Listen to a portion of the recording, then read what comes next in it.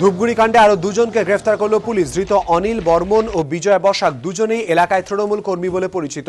রানীরহাট এলাকা থেকে রবিবার তাদের গ্রেফতার করে জিআরপি। যদিও এখনো অধরা মূল অভিযুক্ত তৃণমূল নেতারা। সুবিচারের দাবিতে এবার তাই হাইকোর্টে যাচ্ছে নিহত স্কুল ছাত্রীর বাবা। রবিবার বিকেলে কলকাতার উদ্দেশ্যে রওনা দেন তিনি। মৃতের পরিবারের অভিযোগ, শাসক দলের হয়ে কাজ করছে পুলিশ, তাই ঘটনার এতদিন পরেও অভিযুক্ত তৃণমূল নেতারা অধরা। 1 তারিখে সালিশি সভা হয়, সেখানে সালিশি সভা থেকে আমার ভাইনিকে তুলে গণধর্ষণ এবং তাকে খুন করা হয় এবং আমরা 2 তারিখ থানায় এফআইআর করি 13 জনকার নামে।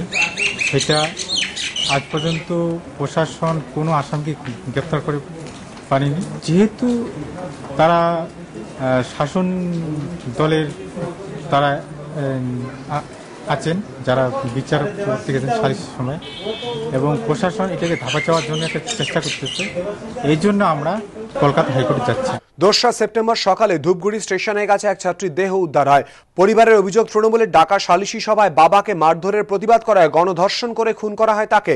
ধূপগুড়ি পুরসভার 9 নম্বর ওয়ার্ডের তৃণমূল কাউন্সিলর নমিতা রায়ের স্বামী তথা তৃণমূল নেতা চন্দ্রকান্ত রায়, গোবিন্দ ভৌমিক সহ বেশ কয়েকজন তৃণমূল নেতার নামে অভিযোগ দায়ের করে পরিবার। এফআইআরে 13 জনের নাম রয়েছে, কিন্তু মৃতের পরিবারের অভিযোগ অপরাধীদের আড়াল করতে চাইছে প্রশাসন, তাই প্রকৃত দোষীদের আজও ধরা হয়নি। 8 তারিখ আলিপুরদুয়ারের ফালাকাটা থেকে গ্রেফতার করা হয় দুজনকে। এদিন আরো দুজনকে গ্রেফতার করা হলেও মূল অভিযুক্ত তৃণমূল নেতা চন্দ্রকান্ত রায়, গোবিন্দ ভৌমিককে এখনো ছোঁয়নি পুলিশ। বিচারের দাবিতে মৃত ছাত্রীর পরিবার এবার তাই হাইকোর্টে যাচ্ছে। সোমবার ধূপগুড়িতে মৃতের বাড়িতে যাওয়ার কথা বিরোধী দলনেতা সূর্যকান্ত মিশ্রর। রাজা চট্টোপাধ্যায়, এবিপি আনন্দ, জলপাইগুড়ি।